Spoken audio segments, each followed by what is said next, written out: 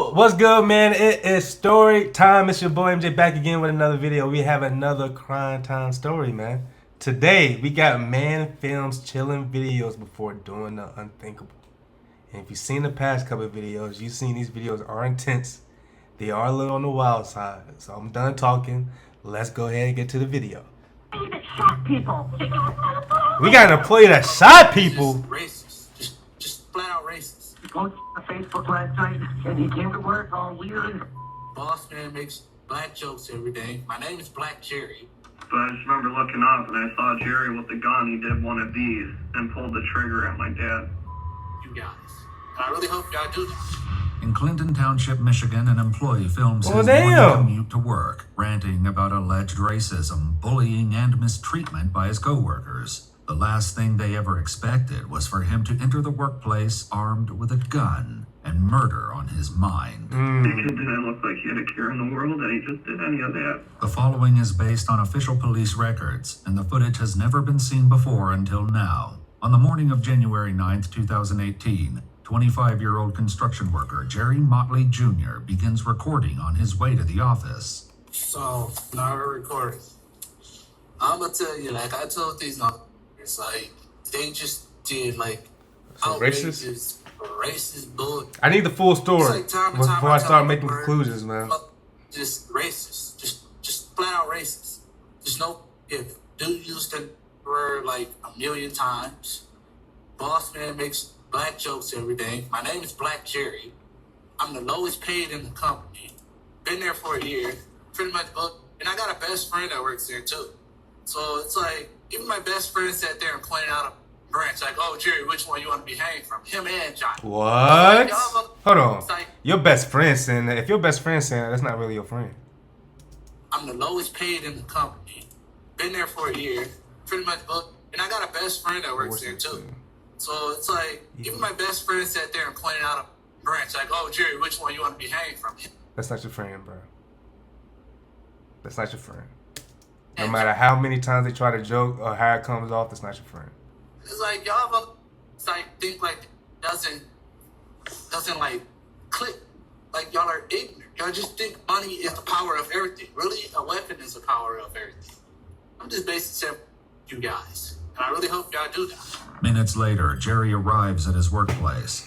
He parks his car and calmly heads toward the front door as he'd likely done every workday for the past year. But this time, tucked into a hoodie pocket underneath his jacket, is a fully loaded pistol. Lock it. Where's Tom? Look and see. Oh God, he is. 911, where is your emergency? I need an ambulance immediately at Reliable Fence.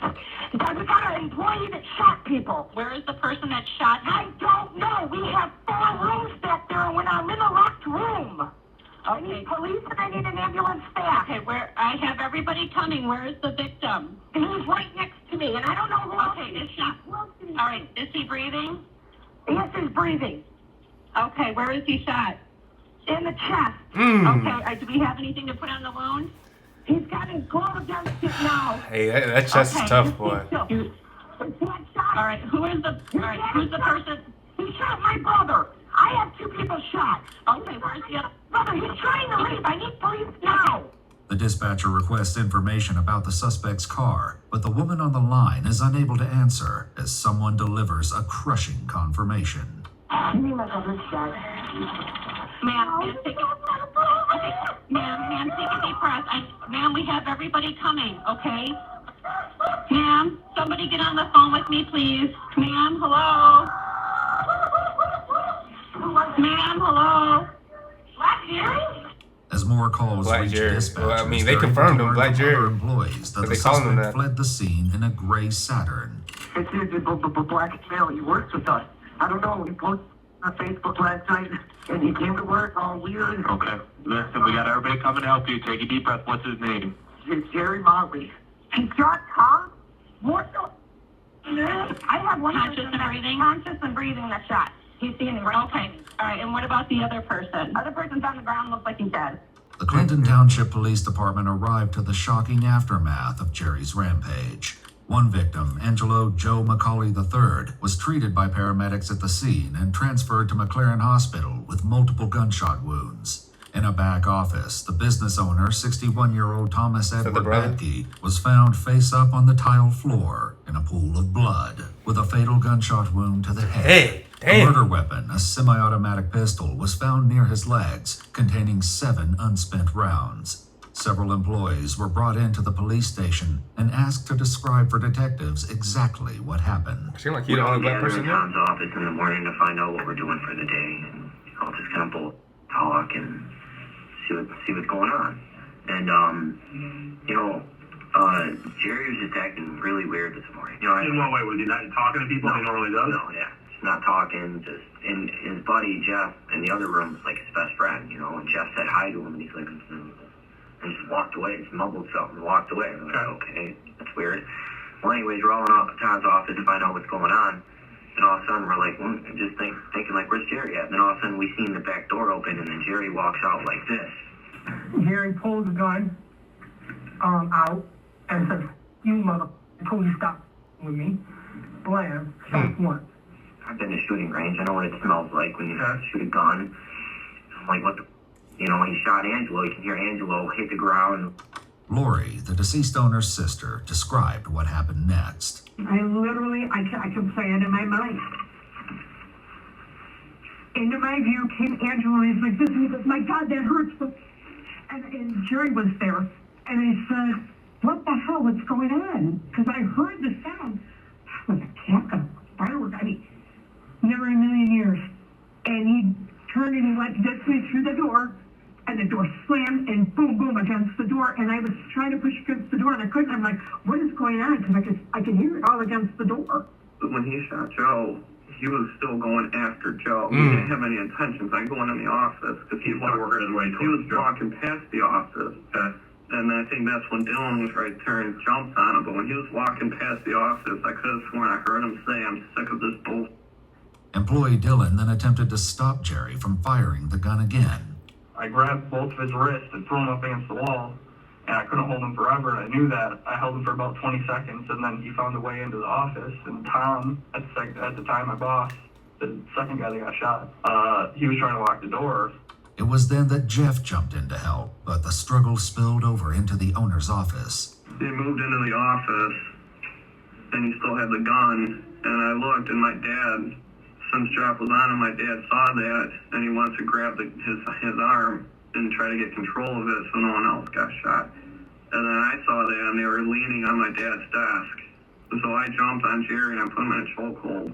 And I don't know where my dad was.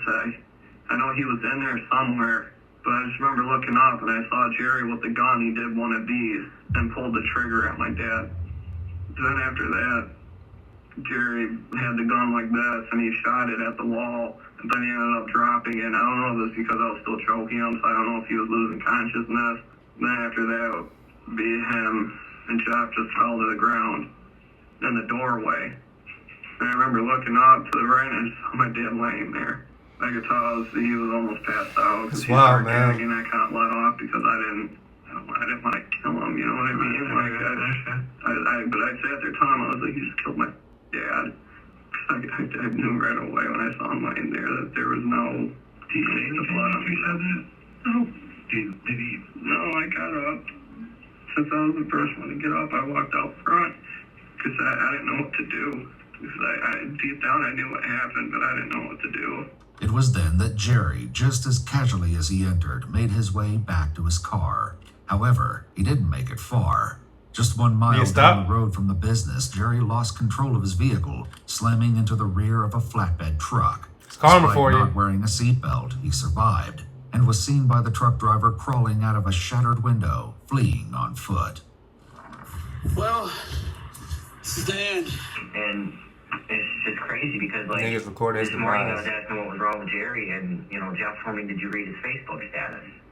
The night before the shooting took place, He must have Jerry been on took to Facebook. leaving a cryptic post that hinted something dark was Money doesn't mean anything to me. Why respect it? Why respect is more important since you like to throw dirt on my name, make me look bad. It's not cool. Y'all laugh in 2017. I cried in 2017. You can't talk to another human being like that. Are you dumb? Do you not know by not calling me by my government name? Laugh out loud. BJ, Black Jerry, really, come on, people. Let's highlight this. I do have a government name, goes by. Jerry Motley. Every time I turn around, I'm always getting blamed for something. What do you expect? You are a disgrace to two white people, Caucasians. Does it professional anymore? Good night. Oh yeah, and I didn't forget that little joke that you said. I quote, if you give a black person a watermelon, they would do anything that you say, as he shakes the watermelon in front of my face. If you give a black person a watermelon, they would do anything that you say, as he shakes the watermelon in front of my face. The other employee that I cannot stand say, don't tell nobody. Laugh out loud as he walked off. Racist jokes are not funny. I put up with it for a year, for a whole family no more. How dare you bring my ancestors into this argument that had nothing to do with... In his mind, he I'm asking why is black people mad when their ancestors was the ones. several incidents, writing, "You can't," That sold this. to another human being like that, then stating, "I put up with it for a year, no more." Like, I was reading it, and it was just like all the people that gave me a hard time and this, and that, and I think he's talking about Joe. Is there a history of Joe giving him a hard time? I mean, that you saw. Alright, Joe has done a lot of things to everybody. Okay. He grabbed me by my neck and, you know, choked me up one time at a Joe, job. the owner? To choke you up. So your owner's putting his hands on you. That's assault. He's a worker. Okay. He's grabbed the owner's son by his neck and choked him up just for stupid little bickering arguments, and That's he's done assault. it to Jeff. And he always picked on Jerry. And Some people get fed up, bro. Some people get fed up, and I'm not saying what Jerry did is right, but he didn't know how to handle the situation. Like you said, he just got fed out, blacked out. Always kind It's of unfortunate. a bully, really, honestly. Angela's kind of a bully. He'll like flick cigarettes at you, he'll throw at you, he'll just do all types of stuff to like kind of take you off. right. And picks on Jerry the most, so I could see why he was the first one shot. According to the owner's son, there may be a reason Joe hasn't yet been fired, despite the allegations of abuse by his co-workers. Sounds like Joe's a big dude. He's not small. Is he that meathead? Is he that guy that's got to pick on everybody, flick cigarettes at everybody, call names? Right. You been there a long time? Worked for your dad? Yeah. 17 years. Wow. My dad's bought him some diapers. He's best friends with his dad. That's why, I mean, Joe's caused fights around there in the past 7 years I've been there. Me and him butted at it a few times. Does he keep his job because of the relationship between your dad and his dad? Oh, yeah. Why I think he shot Tom is because nothing happened. We've brought to Tom's attention that Joe is... Nobody likes Joe there. Everybody will tell you that. Nobody likes Joe here. We tolerate him. He's with everybody. You know, he's just a cocky dude, you know? Just thinks his don't stink. In part of Jerry's recording, filmed prior to the shooting, he made it clear why Joe was a target. And Joe, the reason I shot Joe, because you're just ignorant. You're the mixture of racist and ignorant. Always constantly yelling at me, telling me to do. I done did everything that you said, but you're still crying about everything. Saying that I ain't worthless, what the hell am I doing in this company? You sat there and antagonized me that one day, and I told you to stop. Like, man, you got me up. Then the boss man's gonna defend you. Have people gone to the He's owners fed up, about bro. Joe and said, hey, things you gotta stop? I mean, he's basically,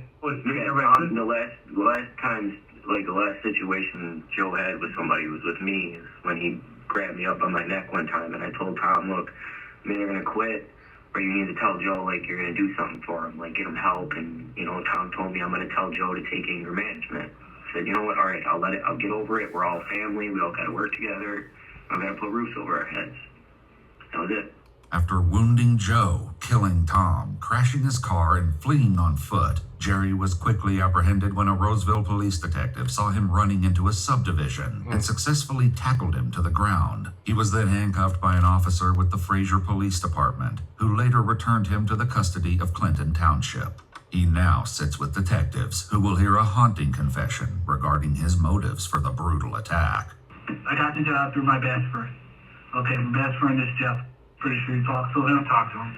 But it just, something just didn't really feel right. Like, cause then he started completely being that whole just screaming and yelling at me if I get something wrong. Oh, you're stupid, you're dumb, you're worthless. So they must have been friends before. Okay, so they were friends before he got the job. And it sounds like when he finally got the job, his friends started making jokes or started talking about it. He was acting towards me, and he was like, you would never get a raise here, you're just a piece of... And you're...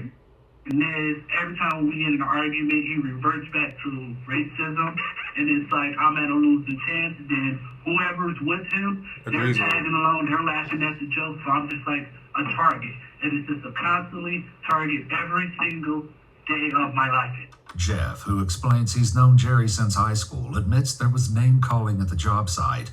You know, there are times where, you know, there's racial slings back and forth, you know, and you might say... Racial slurs, but he's the only black person working at that company. So are y'all joking, or are y'all purposely being racist? Or whatever, you know, or you know, he might say something about being white or something, you know. Everybody, even him, would shoot shots back. You know, it's just guys and guys. And then, like with me and him, our relationship, he technically is one of the whitest black people I know. He doesn't really like his kind either, per se. I mean, I guess... He doesn't really like his kind either. Say back in the day, he kind of act like it didn't really offend him as much, you know, when we were younger, you know? In parts of the recording made before the shooting, Jerry speaks directly to his best friend, Jeff. Jeff, let me tell you something. You are the most his best friend ever. The way you treated me when I first started at that company was overrage. Jumping around in the state truck, screaming, Nick, Nick, Nick, Nick. Jerry, you ain't never gonna be nothing. My car broke down, so you had to come and get me. You just harassed me every single day you harassed me about getting my car. When are you ever gonna get your car? I don't want to drive you. All this other bull. If you ain't want to drive me, you ain't have to drive. But there's no point. I just sat there and you just screamed and yelled at me. It's like, yeah, I'm the boss of you and all this other bullshit. I can't believe you. At least you know it's not your friend. Joke around, you know, it's a construction work. It's a bunch of guys, Right. you know, both around. You're an idiot, you know, excuse my language, or whatever. You know, everybody picks on everybody. All of my friends are Caucasian. All of them. And it's like I never in my life have been treated in a racial way really that bad. And it's like, it's not fair. And it's like, I even thought about like, maybe I should quit. But something inside me was like, no. That would have been they can't get that would have been the right decision instead of shooting somebody. Just quitting, you know? They can't get away with this. Like, this is not right. Y'all already broke through. Like, oh my God, it's third correcting.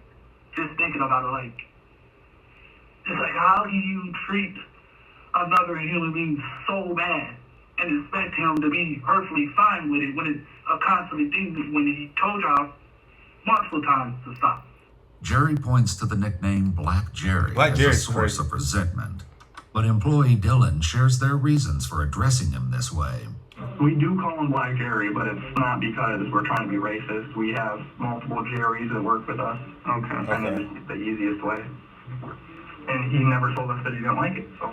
I'm the only black person here. And like, I kind of like tried to bring it up to Tom, but Tom just like brushed it off. One morning I come in, and Tom, everybody's sitting there. They're just making black jokes. Oh, when you turn off the light, you're gonna see his teeth go. I'm like, that's not funny. He was like, and then they just, no apologies, just went on about their life. Like, are you serious? Like, that's Jerry shares a more specific example of something that happened between him and Joe.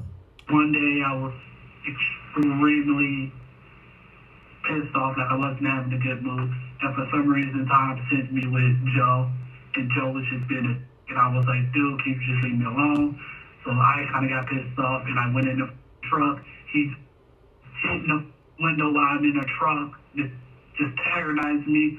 And Jeff was like, you know he's not going to stop. I was like, Look, he just needs to leave me alone, and he's all laughing about it, thinking it's all funny. Outrageous, screaming at me. Oh, if I get something wrong, oh shit, you should already know this. You've been here for at least 2 months. I have a disability. I can't do that. What's his disability? I know it now. Now that I've been there for a year. You say, oh, I'm just doing whatever Joe's doing to you. That's not right. That's some bull. Multiple co-workers acknowledged that Joe was particularly harsh with Jerry, but still couldn't believe he would take it to this extreme. Jerry was, I've had him over my house a few times, you know what I mean? We've hung out. He was a good kid. I mean, granted, I know Angelo, he gave him quite a bit at work, but I mean, Jerry's a little slow. So when you tell him to do something and he doesn't do it properly, you just gotta keep telling him, you know what I mean? Okay, he has a learning disability problem. To be honest, everybody's told my dad, you know what, Jerry's a good kid, but we know he's cut out for this. This kind of works. My dad agreed, but he didn't want to just dump Jerry off, you know what I mean? He wanted to help the kid. That's what he does with a lot of these people around here. He's trying to help all of them. According to Tom's sister Lori, she encouraged her brother to fire Jerry, but Tom refused. He's a little slow. Who's that? Jerry. Okay. And I said to my brother, Tommy, things are getting slower, the winter season, da-da-da, you can leave the kid what he needs. He needs a job. You did everything, and you killed him? Yeah. Oh, Tom was great to him. You know, So yeah, the Tom problem is had him Joe. 6 months ago, you know what I mean? He just So why did he kill Tom? worker all the time, you know, again, he's slow, you know, doesn't like the cold, you know, all this. So, but he was very patient with Jerry, and which is why I don't understand what. When Tom was shot, it looked like he was the target of was Jerry's intention. Yeah. Oh yeah. Right. Oh yeah. Yeah, because there's 4 of us there, and he could have went off and all of us. Right. He wanted, But you know what I he mean? specifically got his arm in, and bop. pointed at Tom, and pulled the trigger. Yeah. Jerry continues his confession to investigators, sharing a specific incident regarding the owner, Tom. Tom's like, started laughing, and James just turned to me, oh, do you want to hear something funny? I'm like, not really, Tom. I really don't want to hear that funny. Oh, if you give a black person watermelon, he can do anything that you say. As he shakes the watermelon in front of my face. So I'm like, wow. So Joe turns around after he leaves the room and tells me, oh, Jerry, don't tell nobody what goes down over here. Immediately I thought to myself, like, yeah, because if I tell anybody, it's not gonna matter. This kid didn't look like he had a care in the world, and he just did any of that. And I don't know why he shot my dad. My dad was nothing but good to him. There's no way he just randomly decided to just bring that gun into work. You know what I mean? He wouldn't just do that. He's that type of kid where he has to plan it. He doesn't just go with the flow. His brain just doesn't work that way. I just don't understand what pushed him this far today. So you can't picture a specific event in the last few days or whatever. Okay. Detectives also wondered if this was a sudden decision by Jerry, or something he'd been planning for some time. Where did you get the gun from? Gun shop. Have you ever shot before today? Nope. Honestly, that's my first time ever shooting a pistol. How did you find out how to use it? YouTube. Okay. Yeah. Jerry explains he originally purchased it 4 months ago, after a heated argument with Jeff when they were returning from a job site. All the way back, like we're screaming and yelling at each other. He pulled over. He was like, your attitude is ridiculous. I hate you. And at this point, I'm already crying. I'm emotional. I don't even know what to do. I'm pissed off, right? So I went to go talk to Tom about it. Tom was like, well, all you need to do is just listen to Jeff. I'm like, but he's screaming and yelling at me. He was like, are you doing what he's saying? I was like, but you don't have to scream and yell at me. I was like, I messed up once and he screamed and yelled at me. She was like, well, all I need you to do is listen to him. Brush it off like it wasn't nothing. So I went to the gun shop, got the gun, filled out the paper and all that. First time buying a gun. So I carried it once to work because it was the potential. But like that, I backed out because it was like, okay, maybe down the road it'll change. Maybe things will get better, right? Right. I was treated unfairly. Damn, from the simple fact that you say everything about black people. You blame black people for all your problems, and you blame me for your problems. Jerry, you ain't never gonna be nothing. Oh my God, you're a piece. Oh well, here you go. Look, now you know. But as Jerry reveals, he had bigger plans than targeting just Joe and Tom. What? Let me ask you this: if your plan to get back at these guys worked out perfectly, what would have happened? 100%, I probably would have been shot dead on the site. And you would have been shot dead? Pretty much. Or you mean you would have shot all of them dead? No, I had a different plan for my best friend. I would have shot my best friend in his 2 legs, make sure he couldn't walk ever again, and pretty much from there, just let it role play. Did you want to kill everybody there but your best friend? Pretty much everybody but my best friend. You understand what happened today. You understand that. What you did was wrong. You know what you did was wrong. Oh, I know that. Yeah. I know that for a fact. That is all it would take a human life. You know that. Right. Yeah. And you were intent on killing these people in the shop. Yes. And you killed Tom, you shot him in the head, and you took 2 shots at Joe. And your intentions were to kill him too. What were you feeling when this was going on? He thought he got Joe. Joe. And your intentions were to kill him too. What were you feeling when this was going on? In my head, get Joe and go after everybody else. But due to the quick intervention by his co-workers, Jerry was disarmed before he could harm anyone else. The only loss of life was that of his boss, Tom. Lori shares that outside of work, Tom took care of his wife, who's bound to a wheelchair and battling advanced stage 4 cancer. Did I ever in a million years think somebody would bring a gun in and shoot somebody? No. My brother, least of all. My brother played Santa for kids, for people in nursing homes. My brother was no doubt the kindest kid, and I wish he would have shot me instead of him. God, why did you take me instead? Why didn't you take me instead of Tommy? Are you feeling any remorse for what you did today? It's probably going to hit me later on, but as of right now, I'm just like, it happened, I can't control it. Yes, I do want to cry because, honestly, it could have been avoided. Yes, I know it was wrong. I know it could have went another way. But hey, it was my choice. As a human being, you make choices that you got to deal with. So now I had a body on my hand, and I'm probably going to be living out a long time for this. So now I just rock. Do you think you should be forgiven for this? No? What do you think that should happen to you? Bury me, lock me up, leave me to rot. That's just the way it is. According to court records, Jerry Motley Jr. was ultimately charged with homicide, first-degree murder, multiple theories, assault with intent to murder, weapon carrying with unlawful intent, and 2 counts of weapons felony firearm. A jury found him guilty on all counts, and on August... I think he does have a learning disability. 2025, he received a cumulative sentence of life in prison without parole. If you'd like to see... did he take his picture like this? He looked with homicide. He must have took his picture like this. According to court records, Jerry Motley Jr. was ultimately charged with homicide, first-degree murder, multiple theories, assault with intent to murder, weapon carrying with unlawful intent, and 2 counts of weapons felony firearm.